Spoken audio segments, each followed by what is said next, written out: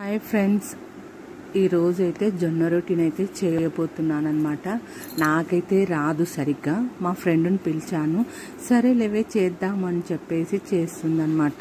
నన్ను అడిగింది పిండి ఎన్ని రోజులు అయ్యింది ఆడిచ్చి పెట్టి అంటే నేను చెప్పానమాట తనకు ఒక 2 వీక్స్ అయ్యింది అని చెప్పాను.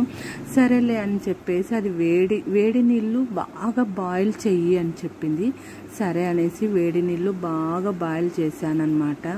ఎందుకంటే పిండి ఆరిపోయి ఉంటుంది, 2 వారాల కిందటిది కదా అని చెప్పింది మా ఫ్రెండ్.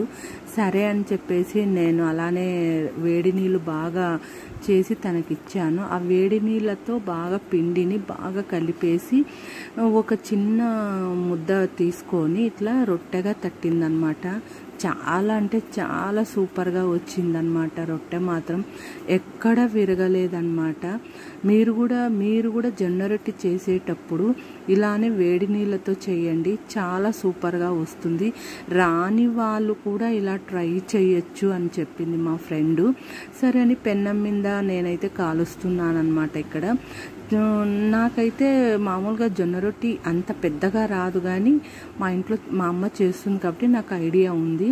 వాటర్ కొంచెం కాలిన తర్వాత వాటర్ చల్లి దాన్ని వాటర్తో తుడిచేసాను అనమాట చేత్తోనే.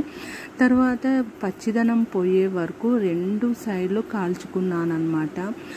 క్రిస్పీగా కావాలంటే క్రిస్పీగా కాల్చుకోవచ్చు, కొంచెం ఎక్కువసేపు పెన్నం మీద పెట్టచ్చు.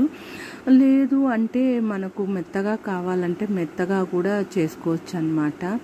చాలా అంటే చాలా బాగుంటుంది. ఉల్లగడ్డ వంకాయతో తింటే చాలా బాగుంటుంది. అంతేకాదు చికెన్ కానీ మటన్ కానీ అన్ని మసాలా కూరలతో ఇది చాలా బాగుంటుంది. మాకైతే ఫ్యామిలీలో చాలా మందికి ఈ జొన్న రొట్టె ఉర్లగడ్డ కూర అంటే చాలా ఇష్టం మాకు.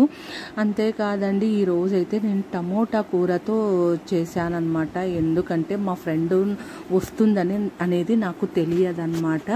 అందుకే ఈ రోజైతే టమోటా కర్రీతో చేశాను. చాలా సూపర్గా ఉంది. ఈ వీడియో మీకు నచ్చినట్లయితే ప్లీజ్